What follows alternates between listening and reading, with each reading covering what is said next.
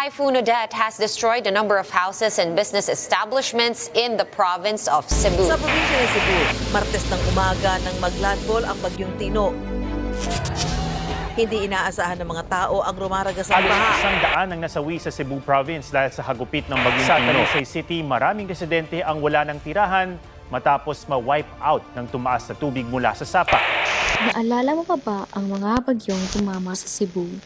Bagyong Odette, Tino. Long and cold nights without a safe place to stay. Every rainy season, maraming pamilya ang dumadaan sa parehong sitwasyon.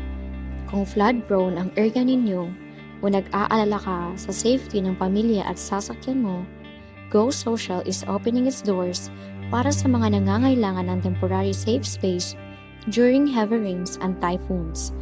Dalhin mo ang pamilya mo ang mga importanteng gamit mo. At kung kailangan, pwede ring iparada ng ligtas ang sasakyan mo. Walang fees, walang hidden charges. Dahil naniniwala kami na sa panahon ng sakuna, ang kabutihan ay hindi sinusuklian. Ipinapasa ito. At kapag dumating ang araw na ikaw naman ang may kakayahang tumulong, pay it forward.